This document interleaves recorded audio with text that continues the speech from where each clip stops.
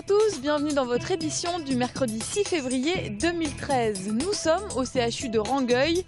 Le personnel du bloc opératoire de chirurgie vasculaire est en grève. Il dénonce des conditions d'exercice qui se détériorent.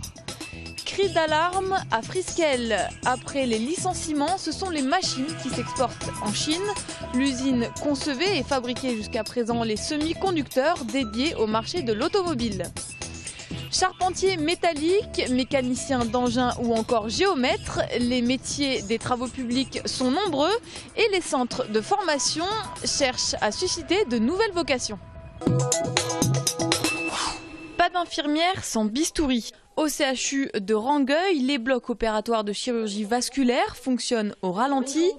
Infirmières et aides-soignantes déplorent le manque de moyens pour opérer dans des conditions décentes. Un patient qui est programmé, donc il rentre par exemple le lundi pour se faire opérer le mardi, donc il est préparé le mardi matin et au dernier moment on a une urgence qui arrive, donc on a besoin de la salle pour assumer cette urgence. Vu le manque d'autres salles qu'on a et de compétences, si c'est vraiment spécifique, on est obligé de prendre l'urgence en premier, de déprogrammer ce malade qui malheureusement sera reporté à un autre jour. Mais qui n'est pas à l'abri, cet autre jour, d'avoir le même problème. Une salle seulement est dédiée à la chirurgie vasculaire, alors que l'activité aurait été multipliée par 2 en 3 ans. Ces constats nécessitent une prise de conscience générale, expliquent les syndicats, qui souhaitent trouver un terrain d'entente rapidement. L'hôpital public a du mal à répondre, vraiment, avec si peu de moyens. Et c'est ça il faut arriver à donner à l'hôpital public les moyens nécessaires pour prendre en compte cette activité qui dépasse tout. Chaque année, elle est de plus en plus forte. Une réunion avec les directions des différents pôles est prévue vendredi prochain. Les laboratoires de biologie médicale au bord de la rupture, ils ont décidé de fermer boutique tous les après-midi de cette semaine. La Caisse nationale d'assurance maladie nous impose la 7e année de baisse consécutive de tarifs, voilà, ce qui commence à devenir difficilement supportable pour les laboratoires. Donc nous sommes depuis 7 ans dans une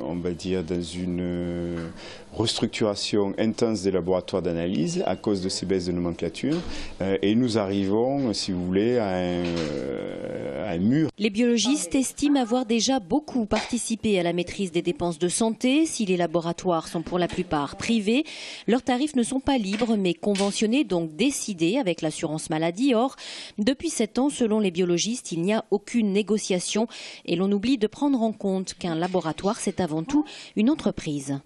Avec 40 salariés, 5-6 sites, vous imaginez qu'on a des charges, on a donc depuis 7 ans l'inflation, les charges, les salaires qui augmentent, etc. Donc on se retrouve avec un plafond, et puis d'un côté les charges qui montent. Donc à partir d'un moment, tout le monde peut bien comprendre que ça coince.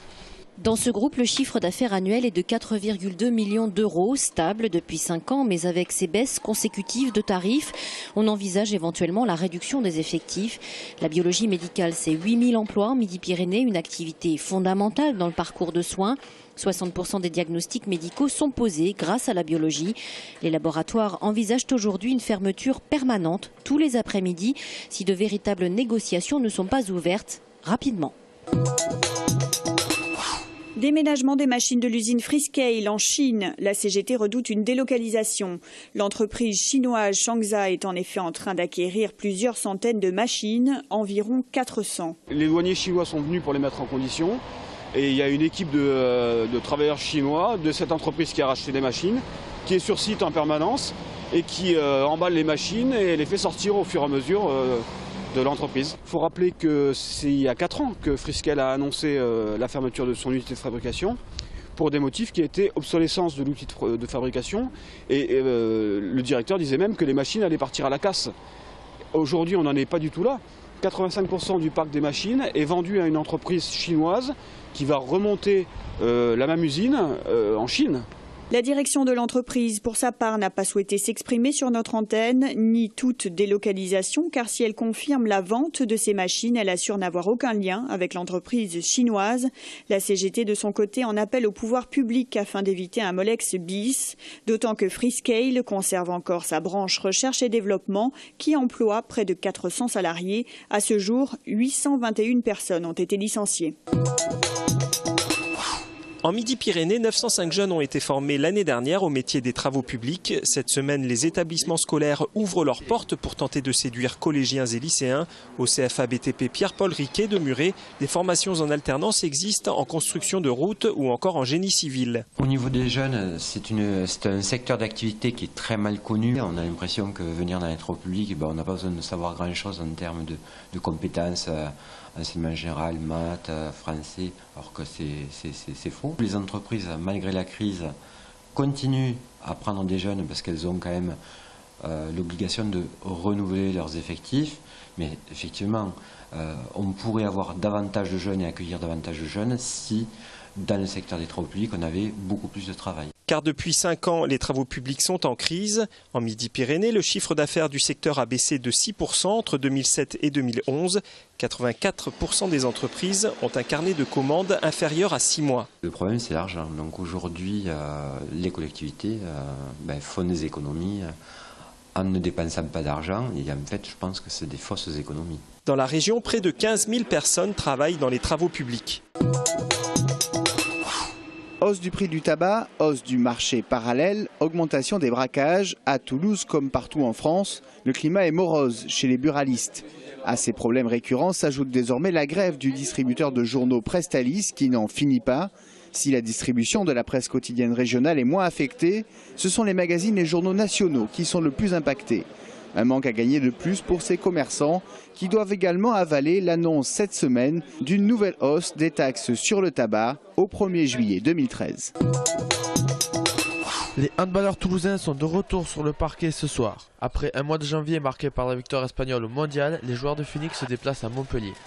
L'adversaire du jour suit un rythme quasi intraitable avec seulement 2 défaites en championnat, dont une dans la Ville Rose en octobre dernier. Daouda Karaboué et sa défense auront fort à faire face à des Montpelliérains revanchards. Une victoire toulousaine permettrait à l'équipe de tenir sa distance sur le premier relégable Aix-en-Provence, le nouveau club de Nicolas Karabatic.